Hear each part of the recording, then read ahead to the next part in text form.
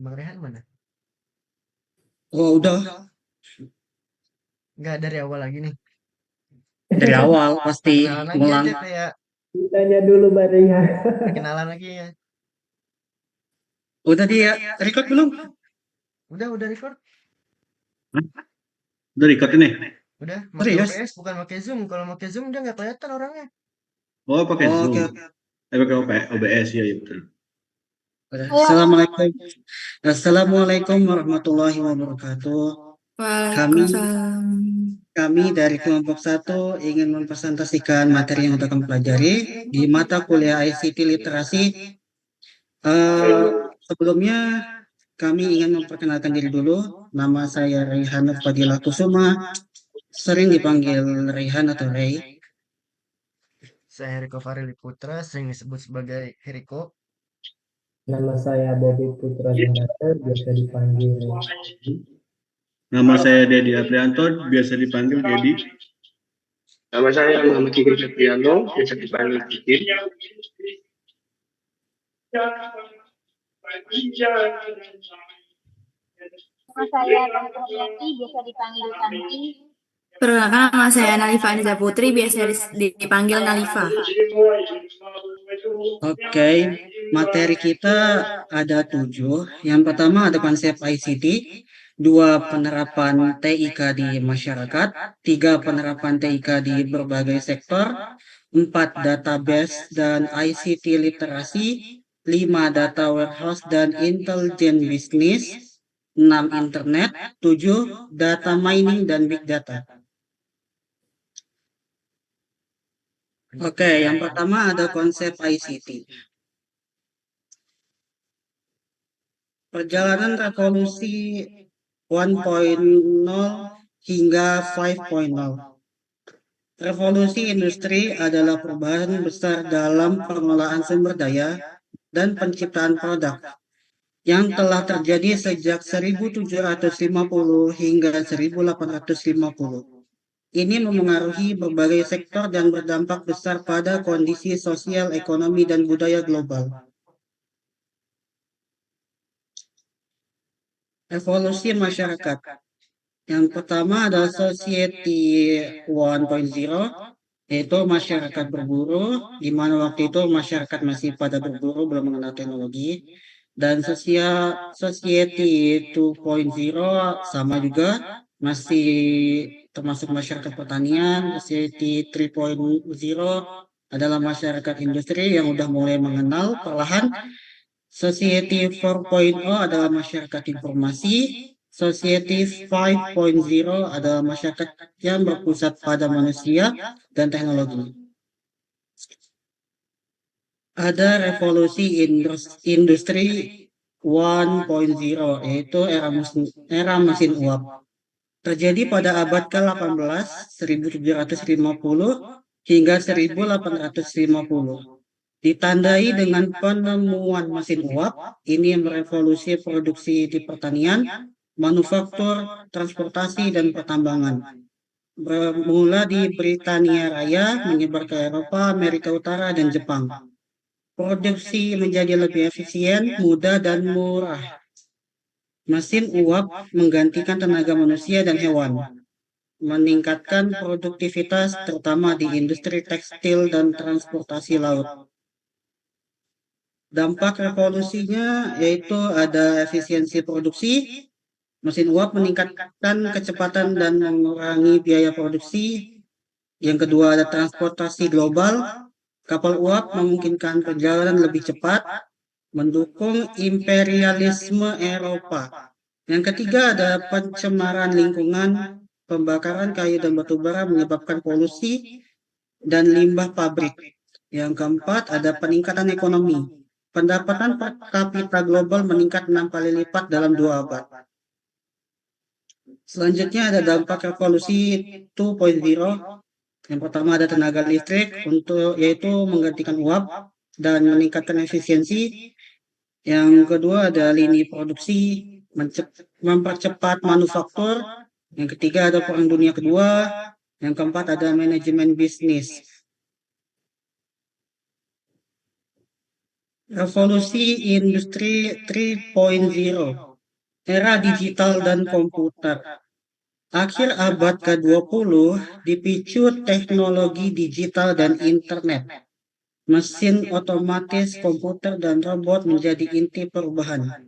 Revolusi digital menghilangkan batasan ruang dan waktu, membawa era kekinian. Inovasi seperti komputer Colossus, semikonduktor, transistor, dan IC membuat komputer lebih kecil dan canggih.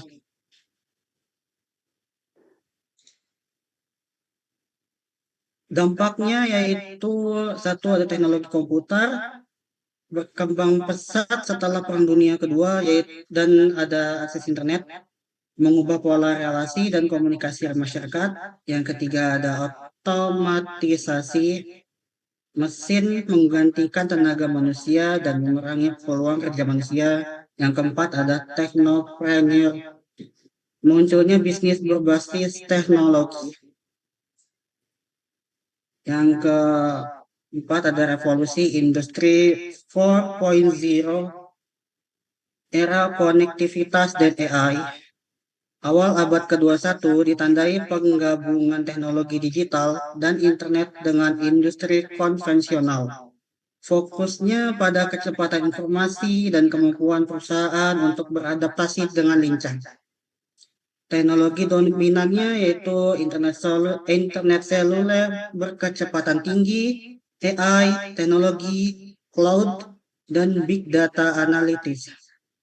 Contohnya yaitu bisa kita lihat di ojek online, pembayaran digital termasuk QRIS, dan bank, uang digital, Uber, dan Airbnb.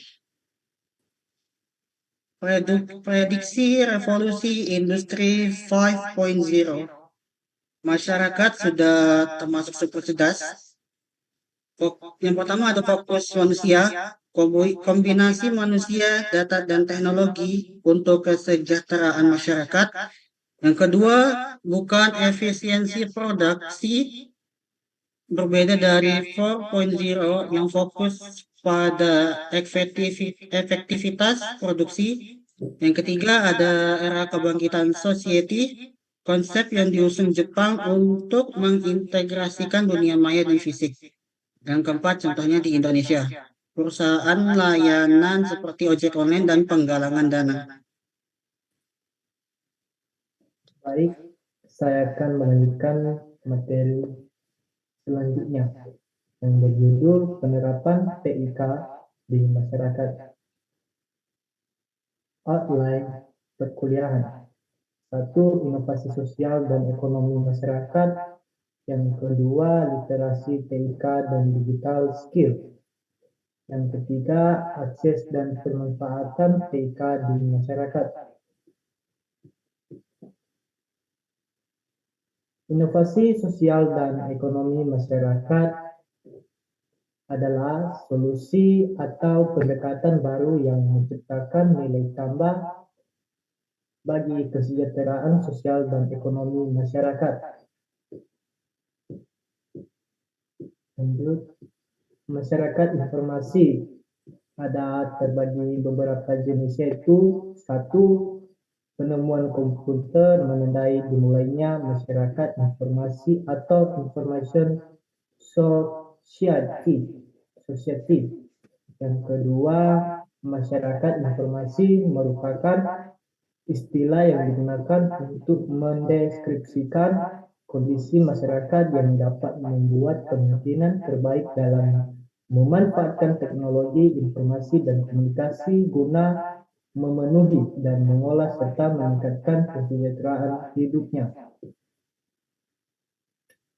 Literasi TIK ada berbagai jenis, yaitu 1. Pengetahuan atau literasi TIK menjadi salah satu prasyarat bagi kesiapan masyarakat mengoptimalkan pemanfaatan TIK bagi kehidupannya. Yang kedua, pengetahuan tersebut diperlukan karena merupakan suatu bentuk kesiapan mental yang dapat memberi arah bagi setiap individu guna memperoleh keuntungan melalui pemanfaatan teknologi informasi dan komunikasi. Digital skill. Ada beberapa jenis, yaitu satu, keterampilan menggunakan TIK merupakan fondasi untuk berpartisipasi dalam dunia digital yang makin meningkat. Yang kedua, digital skills dapat didefinisikan sebagai kemampuan untuk menggunakan TIK dengan cara membantu individu mencapai hasil yang bermanfaat dan berkualitas tinggi dalam kehidupan sehari-hari untuk diri mereka sendiri dan orang lain sekarang dan di masa depan yang semakin digital. Akses TIK. Bagian 1, akses TIK dapat dilakukan melalui ada beberapa jenis, yaitu 1, berlangganan telepon rumah atau kantor. Yang kedua, berlangganan telepon seluler. Yang ketiga, berlangganan internet pita lebar di rumah. Yang keempat, berlangganan internet pita lebar mobil. Bagian B, tingkat akses TIK dapat diukur melalui ada berbagai jenis, yaitu 1, jumlah rumah tangga yang memiliki komputer. Yang kedua, jumlah rumah tangga dengan akses internet. Yang ketiga, jumlah orang yang memiliki telepon seluler. Tren akses TIK. Ada berbagai jenis. Bagian A, berdasarkan survei ITU, terdapat peningkatan jumlah pelanggan telepon seluler. Hal ini diiringi juga dengan melonjaknya pelanggan mobil novel. Bagian B, di sisi lain, jumlah pelanggan telepon rumah atau kantor mengalami penurunan. Pemanfaatan TIK. Tingkat pemanfaatan TIK dapat diukur melalui ada beberapa jenis. Bagian A, jumlah orang yang menggunakan internet. Yang ke bagian B, ICT skills. Yang C, Badwin internasional. Yang keempat, fixed broadband internet traffic. Yang kelima, mobil broadband internet traffic. Itu saja penjelasan dari saya, biar dilanjutkan oleh penyaji selanjutnya. Terima kasih. Selanjutnya saya akan menerangkan tentang penerapan TIK di berbagai sektor. Ada piramida teknologi informasi dan komunikasi. Penerapan TIK tidak dapat dilepaskan dari peran penggunanya. Pengguna TIK dapat dibagi menjadi 3 tingkatan berdasarkan tingkat pengetahuan dan keterampilannya. Yang paling atas ada ICT Creator, selanjutnya di bawahnya lagi ada ICT Enablers, yang paling bawah adalah ICT Users. 5 peran pengguna TIK. Tingkat teratas dari piramid, yaitu ICT Creator, mewakili para inovator yang mengembangkan teknologi. Selanjutnya di bawahnya nomor 4, perwakilan perusahaan TIK berinteraksi dengan konsumen dan pelanggan perusahaan untuk membeli dan menjual barang dan jasa, memahami persyaratan dan spesifikasi pelanggan, melakukan pemasaran, merancang dan memasang solusi pelanggan sesuai kebutuhan. Selanjutnya nomor 3, operasi TIK utama dari seluruh perusahaan. Mereka menyebarkan teknologi yang dikembangkan sebagai infrastruktur untuk mendukung operasi perusahaan. Yang nomor 2, merupakan pengguna TIK yang kompeten dan keterampilan orang yang baik, yang membantu pengguna lain memahami dan menggunakan TIK. Nomor 1 yaitu ICT Users, kelompok terbesar orang. Mereka yang menggunakan TIK di sekolah, pekerjaan, dan kehidupan sehari-hari. Selanjutnya TIK untuk pemecahan masalah di masyarakat. Lanjut. Kontribusi TIK di masyarakat. TIK dapat berkontribusi pada pertumbuhan ekonomi bangsa melalui inovasi hingga penyelesaian masalah sosial yang dihadapi. Melalui inovasi dan pemanfaatan TIK, sebuah negara dapat meningkatkan daya saing secara global. Penerapan TIK di berbagai sektor. Yang pertama pada sektor telekomunikasi. Telekomunikasi dan TIK mengubah kehidupan masyarakat di seluruh negara. Telekomunikasi merupakan tulang punggung atau infrastruktur dasar TIK. Lalu ada pemanfaatan pada sektor pendidikan. TIK dapat meningkatkan efisiensi dan kualitas pendidikan di semua tingkatan. Pemanfaatan TIK pada sektor publik. Pemerintah dapat mengadopsi TIK untuk menciptakan pendekatan inovatif dan teknologi modern untuk mendorong tata kelola yang baik. Hal ini dilakukan tidak hanya dengan beralih dari proses manual berbasis kertas ke sistem otomatis, tetapi juga dengan menciptakan keterampilan baru, membangun kapasitas manusia dan kelembagaan, dan menciptakan lingkungan kebijakan dan peraturan yang memungkinkan untuk memfasilitasi reformasi sektor publik. Selanjutnya, pemanfaatan TIK pada sektor kesehatan. TIK dapat menjadi alat yang ampuh untuk meningkatkan kesehatan dan layanan terkait. TIK dapat membantu meningkatkan penyebaran informasi kesehatan masyarakat, menjembatani kesenjangan dalam konsultasi, diagnosis, dan pengobatan antara rumah sakit yang memiliki banyak sumber daya dengan yang kekurangan sumber daya, memfasilitasi pembelajaran, meningkatkan kemampuan untuk memantau penyakit dan masalah kesehatan lainnya, dan membuat administrasi kesehatan lebih efisien. Selanjutnya, pemanfaatan TIK pada sektor pertanian dan keamanan pangan.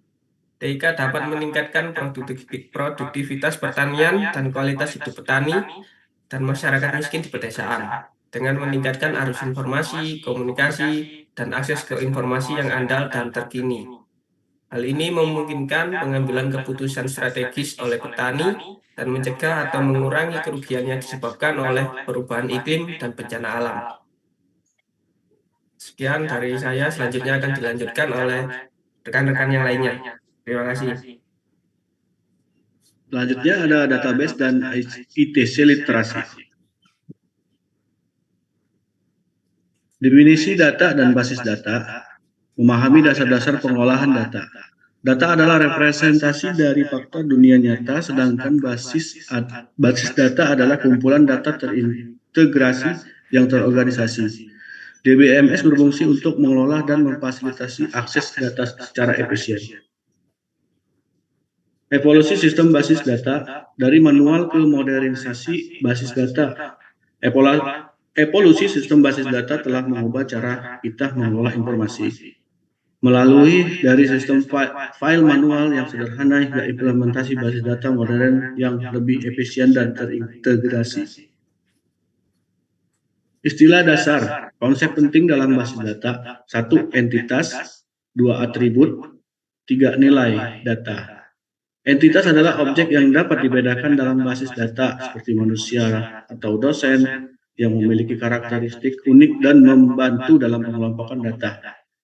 Atribut menunjukkan karakteristik dari entitas seperti nama dan alamat yang berfungsi untuk memberikan informasi detail tentang masing-masing entitas dalam basis data. Sedangkan nilai data adalah isi dari atribut yang menggambarkan informasi spesifik seperti John Doe untuk nama dan berfungsi sebagai data nyata dalam pengolahan informasi. Kelebihan basis data, manfaat dan keuntungan sistem basis data. Kontrol kerangkapan. Sistem basis data efektif mengontrol kerangkapan data sehingga mengurangi redundansi dan meminimalkan kesalahan informasi yang dihasilkan saat proses pengelolaan data berlangsung. Terus konsistensi data. Dengan menggunakan sistem basis data, kita dapat menjaga konsistensi data dan integritas data. Terus penggunaan bersama, sistem basis data memungkinkan data dapat digunakan bersama antar pengguna dan aplikasi, sehingga memfasilitasi kolaborasi dan berbagi informasi secara efisien. Kelemahan dari sistem basis data adalah sistem basis data memerlukan tenaga ahli DBA untuk pengolahan yang efektif. Selain itu, biaya yang lebih tinggi dan kebutuhan ruang penyimpanan besar menjadi tantangan yang harus diatasi oleh organisasi. Pengguna basis data memahami peran pengguna dalam sistem basis data. Ada sistem engineering. Sistem engineering bertanggung jawab untuk instalasi dan pemeliharaan sistem, memastikan bahwa semua komponen perangkat keras dan perangkat lunak berfungsi dengan baik dan terintegrasi secara efektif. Selanjutnya ada database administrator. Database administrator atau DBA adalah pengontrol utama sistem basis data, mengelola akses, keamanan dan kinerja basis data agar tetap optimal dan memenuhi kebutuhan pengguna. Terus selanjutnya ada end user, adalah pengguna akhir yang memanfaatkan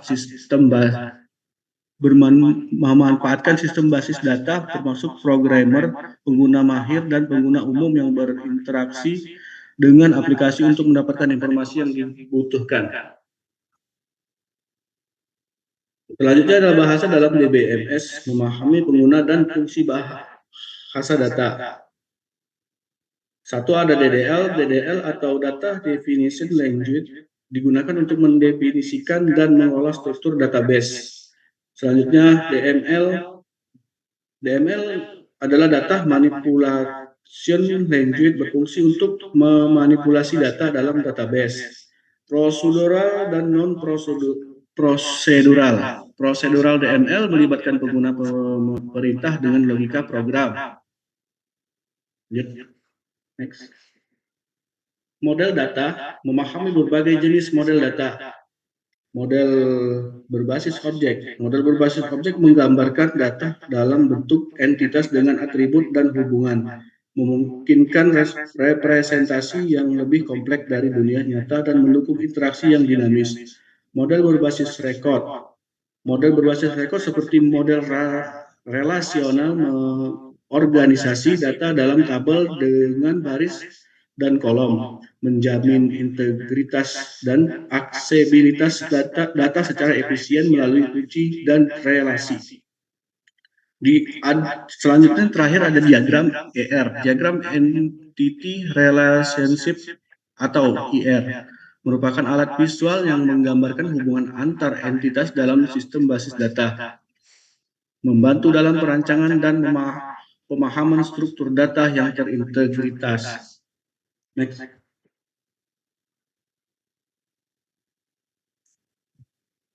Demikian penyampaian dari saya. Selanjutnya akan disampaikan oleh anggota kelompok yang lain.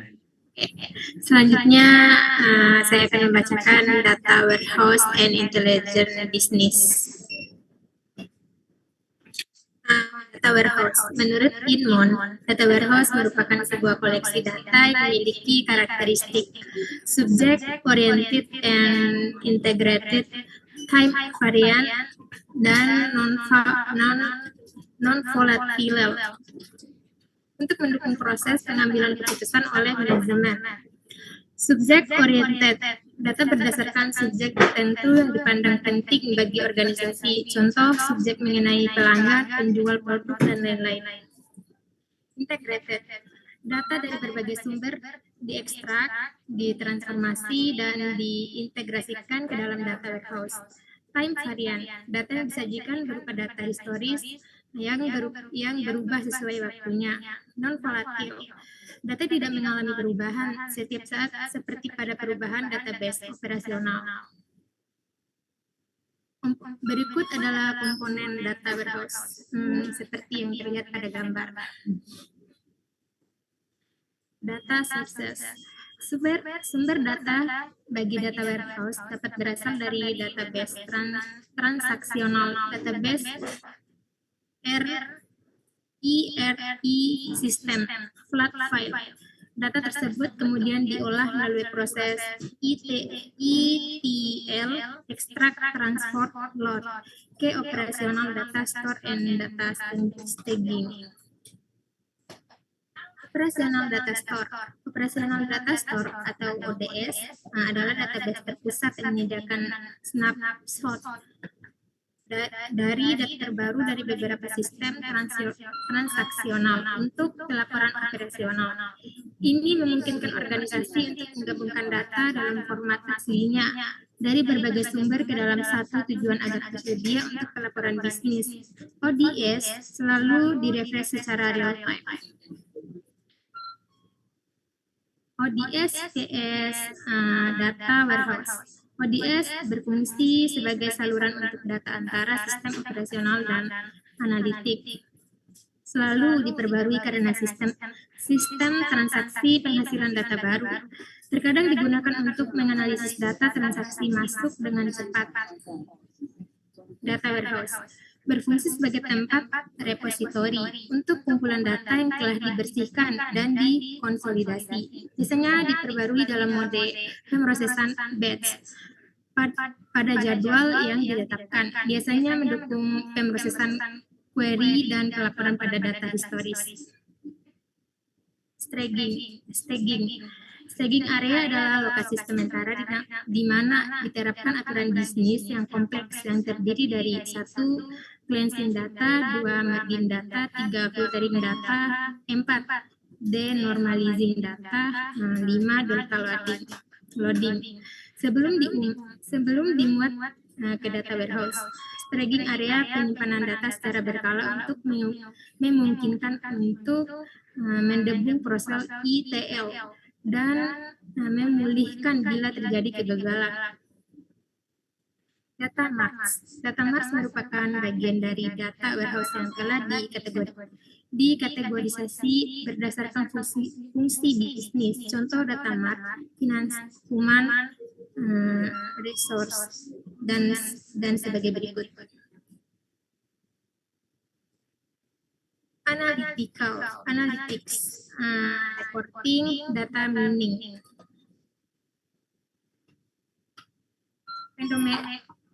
Pemodelan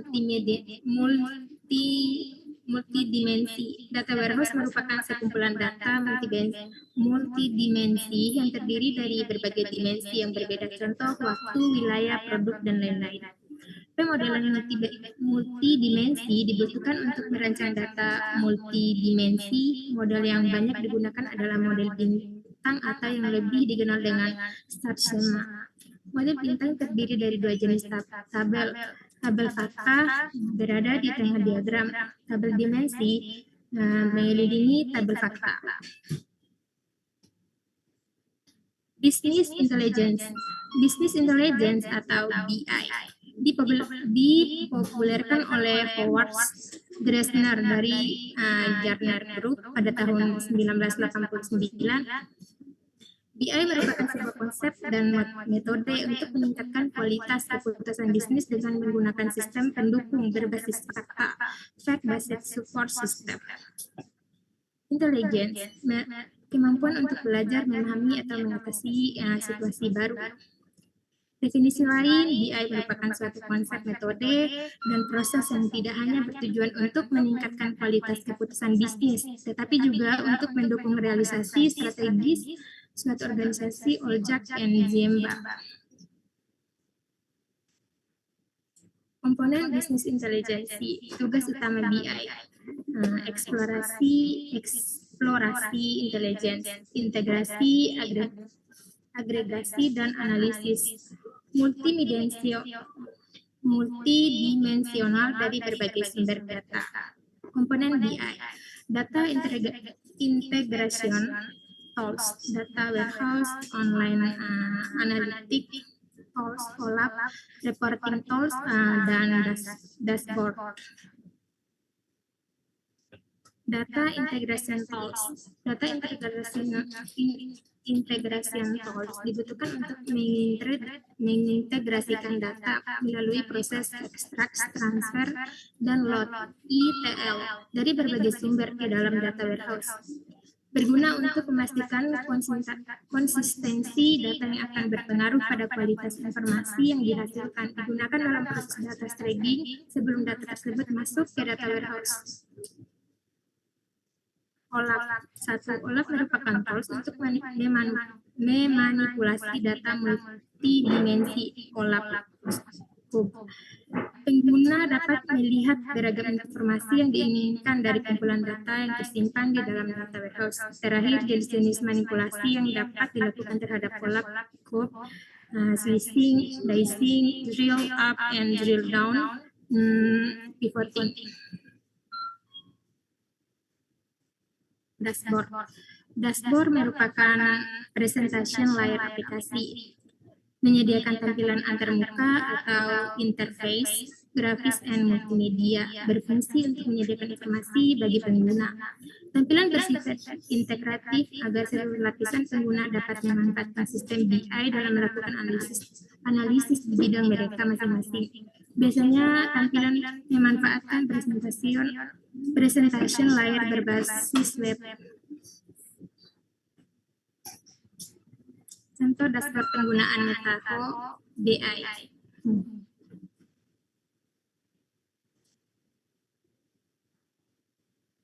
Oke, selanjutnya Kita masuk ke internet. Pengertian internet. Internet adalah istilah untuk kumpulan jaringan komputer yang saling terhubung dan menghubungkan berbagai situs, baik milik akademik, pemerintahan, komersial, organisasi, maupun individu. Internet memungkinkan komunikasi dan pertukaran informasi secara instan. Selain itu, beberapa ahli menjelaskan bahwa internet merupakan jaringan telekomunikasi yang berfungsi menghubungkan satu media elektronik dengan media elektronik lainnya secara cepat dan tepat. Informasi dikirimkan melalui transmisi sinyal dengan frekuensi tertentu, dan untuk dapat beroperasi sebagai standar global, internet menggunakan protokol TCP atau IP, atau biasa juga disebut dengan Transmission Control Protocol atau Internet Protocol.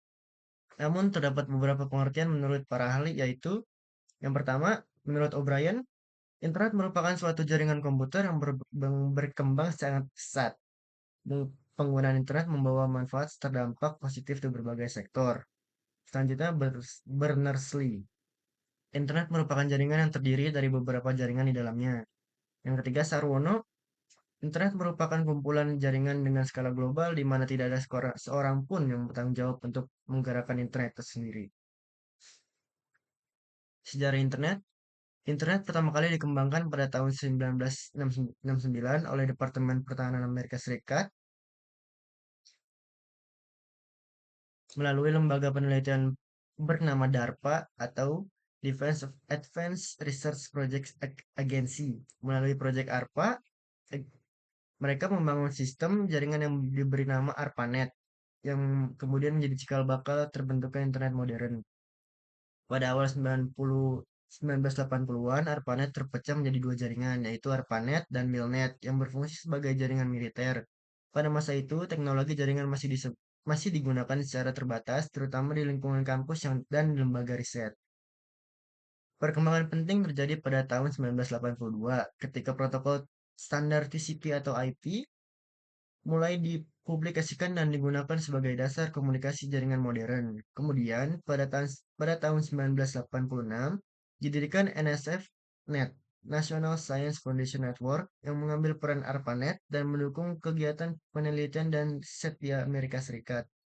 Selanjutnya, pada tahun 1990, ARPANET resmi dipensiunkan, dan pada periode yang sama, CERN mulai memperkenalkan World Wide Web atau bisa disebut WWW sebagai layanan yang memudahkan akses dan penyebaran informasi di internet. Pada tahun 1993 dikembangkan Internik sebagai lembaga untuk pendaftaran nama domain publik. Sementara itu, sejarah internet di Indonesia dimulai pada tahun 1994 atau beberapa pakar teknologi informasi memperkenalkan akses internet pertama kali di tanah air.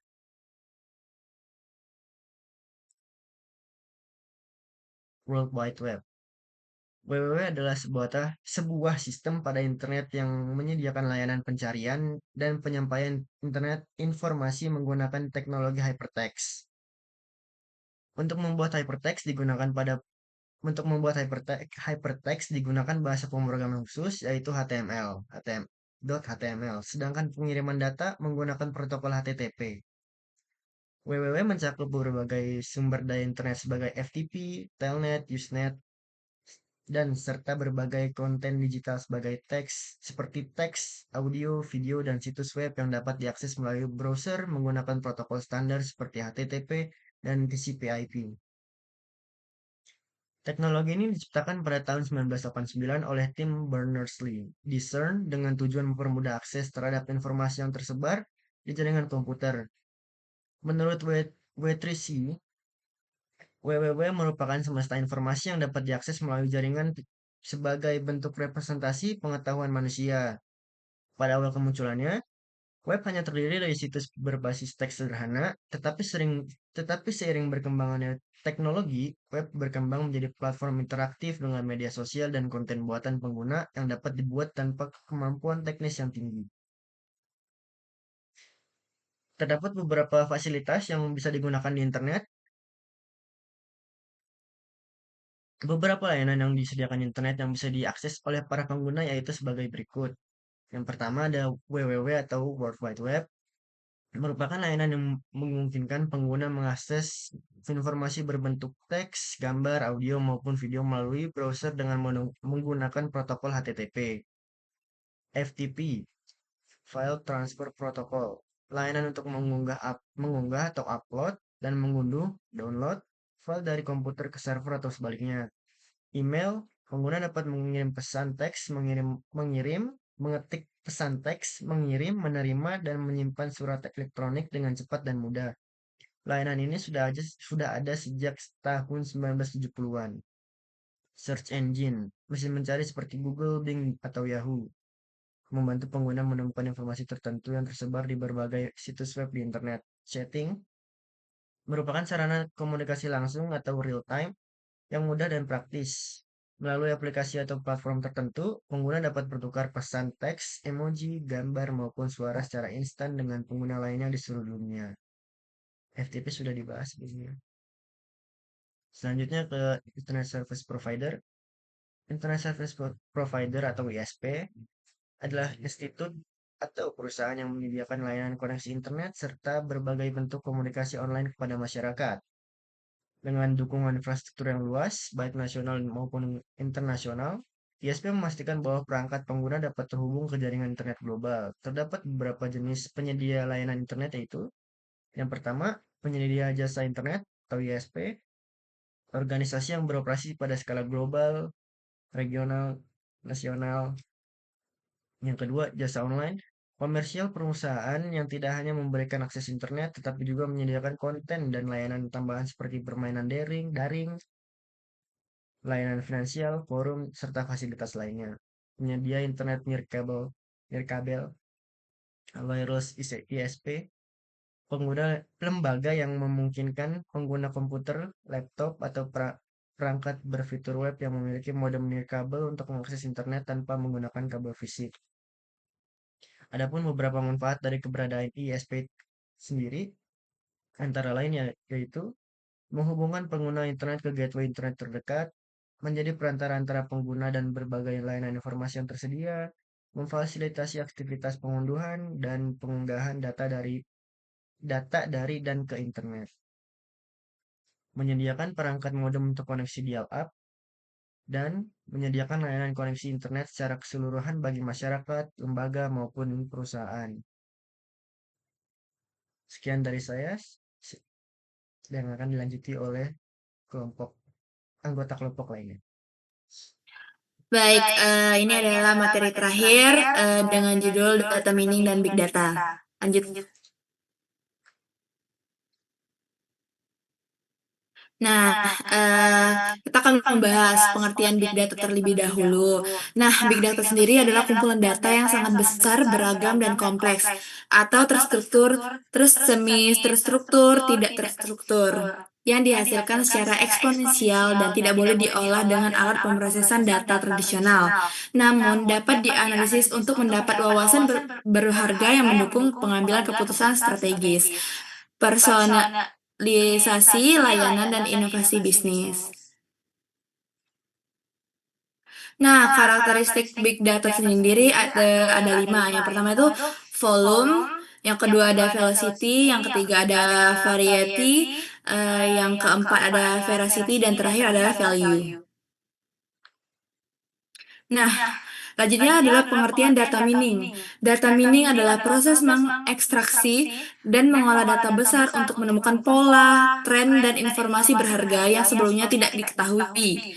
Proses ini menggunakan teknik statistik, matematika, dan kecerdasan buatan atau AI untuk mengubah data mentah menjadi pengetahuan praktis yang dapat digunakan untuk analisis prediksi dan pengambilan keputusan yang lebih baik dalam berbagai bidang seperti bisnis, perbankan, dan asuransi. Adapun proses data mining, yang pertama itu ada data selection, yang kedua ada data pre-processing, yang ketiga ada data transformation, yang keempat ada data mining, kelima ada pattern evaluation and interpretation. Nah, apa nih hubungan big data dan data mining? Keduanya saling melengkapi. Big data adalah sumber data raksasa yang kompleks atau volume, kecepatan, dan variasi. Sedangkan data mining adalah proses menggunakan teknik, algoritma, dan statistik untuk menemukan pola yang tersembunyi, wawasan, dan informasi berharga dari big data tersebut. Mengubah data mentah menjadi pengetahuan yang dapat ditindaklanjuti untuk mengambil keputusan bisnis. Big data sendiri menyediakan bahan baku, sementara data mining adalah alat untuk mengolahnya menjadi nilai. Nah, perbedaan data big data dan data mining. Big data itu mengacu pada kumpulan data itu sendiri, data yang sangat besar, cepat, dan beragam, atau terstruktur dan tidak terstruktur, yang sulit diproses dengan alat tradisional. Sedangkan data mining itu mengacu pada metodologi atau proses analisis untuk mengekstrak pengetahuan dari data, termasuk big data. Nah, cara kerja mereka yang pertama itu mengumpulkan dan menyimpan, itu big data. Yang kedua ada analisis dan penemuan, itu data mining. Yang terakhir adalah wawasan dan keputusan. Nah, contoh sederhana dari data mining dan big data itu sendiri, bayangkan aplikasi streaming musik Anda. Setiap hari jutaan pengguna seperti kita mendengarkan lagu, membuat playlist, dan melewatkan lagu yang tidak disukai. Ini menghasilkan big data, miliaran data poin tentang referensi musik global. Di balik layar, data mining bekerja. Algoritma menganalisis pola dari data ini dan menemukan pengguna yang suka menyanyi A dan B. 80% juga menyukai penyanyi C. Ketika Anda mendengarkan lagu dari penyanyi A, sistem langsung merekomendasikan lagu dari penyanyi C. Itu bukan kebetulan, itu data mining yang mengubah big data menjadi rekomendasi personal untuk Anda. Dari data mentah menjadi rekomendasi yang tepat. Itulah kekuatan gabungan big data dan data mining dalam kehidupan sehari-hari. Nah, kesimpulan dari big data dan data mining, dalam perjalanan kita memahami data mining dan big data, kita melihat sebuah transformasi berdasar dalam cara kita memandang informasi. Big data bukan sekedar banyaknya data yang kita kumpulkan, melainkan tentang potensi yang tersembunyi di dalamnya. Data mining adalah kunci yang membuka potensi tersebut, mengubah tumpukan data mentah menjadi wawasan yang dapat ditindaklanjuti. Kedua, konsep ini saling melengkapi seperti dua sisi mata uang yang sama. Tanpa big data, data mining kehilangan bahan baku yang kaya untuk digali. Tanpa data mining, big data hanyalah gudang informasi yang tak bernilai. Bersama-sama, mereka membentuk fondasi untuk pengambilan keputusan yang lebih cerdas, efisien, dan berbasis bukti di hampir setiap aspek kehidupan modern. Sekian dari saya alihkan lagi ke moderator.